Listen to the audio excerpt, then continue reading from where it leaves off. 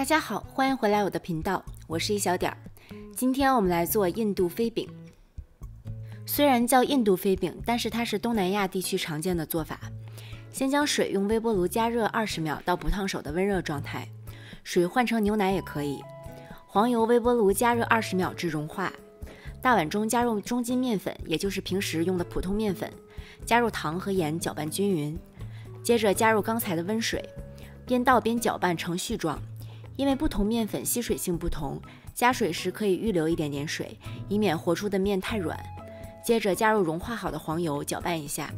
这个时候如果觉得干粉还有点多，可以再把剩下的水加进去。最后用手揉成面团。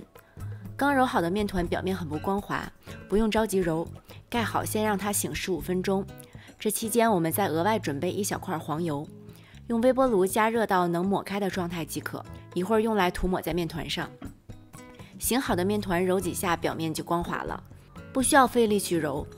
平均分成4份，将每一个小面团像这样向后折一折，让它形成一个光滑的小球，然后在面团表面涂上刚才融化好的黄油，防止它们彼此粘连。准备好的面团需要密封好，至少在室温下醒4个小时，或者可以放在冰箱里隔夜醒面。醒面十分关键，面醒不透的话，面团的延展性不够，后面是没有办法抻到很薄的。如果你是放在冰箱醒面，最好能提前1小时从冰箱里拿出来，让面团回温，不然冷的面团会比较硬，有点难操作。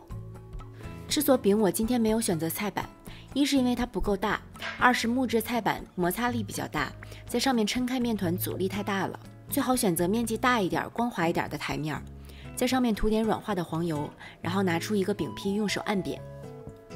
接着一只手在下，另一只手在上，用在下面的那只手向外甩。如果你是右撇子，应该跟我正好相反，右手在上，左手在下，向右甩。如果面团折叠了也没关系，展开以后换个角度继续甩。开始不熟练破几个洞也是很正常的。如果饼变大，觉得自己甩不好的时候，就可以改变策略，用抻的方式慢慢把饼抻薄。一般先变薄的是中间，最后再慢慢抻边缘，把饼抻大抻薄，直到能透光的程度，越薄越好。最后如果边缘稍微有些厚，可以用刀划一圈切下来，切下来的边角料最后团一团，可以擀成一张饼。在抻好的饼上抹一点黄油，放上自己喜欢的馅料。我切了几片香蕉，然后把4个边向中间折叠，注意每个边应该折到中间的位置，不要折到最下面，不然4个边重叠的部分太多了，饼会太厚，影响口感。还有一种整形方式是在饼上涂一点黄油，然后把它从上到下堆成一条，再卷起来。卷好之后的饼需要醒20分钟再擀开，会比较好擀。这个有点像我们平时吃的手抓饼。我一般会把所有的饼都准备好在一起烙，这样可以在饼出锅之后能趁着酥脆的时候马上享用。找一个大一点的平底锅，开中火加热，上面涂一点黄油，黄油可以涂多一点，这样做出的饼才能酥脆。黄油融化之后下入饼坯，这个配方里的油我不建议换成其他的油，因为味道相比黄油会差很多。一面煎至金黄之后，将饼翻面，等两面都烙至金黄酥脆的时候就可以出锅了。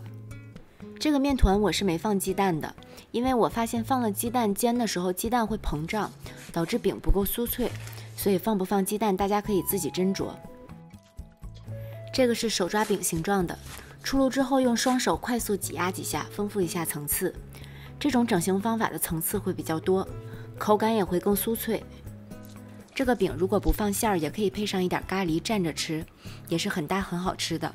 大家有机会不妨自己在家里做一下，制作过程还是很有意思的。谢谢大家的收看，如果你喜欢这个视频，请不要忘记帮他点赞和订阅我的频道。B 站的朋友请不要忘记投币、转发、收藏。我是一小点，我们下期再见。